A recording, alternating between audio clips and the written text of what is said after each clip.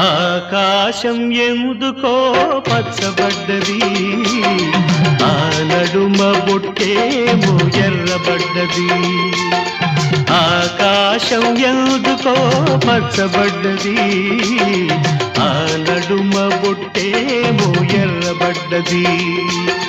వీచే గాలుల తాకిడి, సాగే పువ్వుల అలజడి, రమ్మని పిలిచే పైబడి.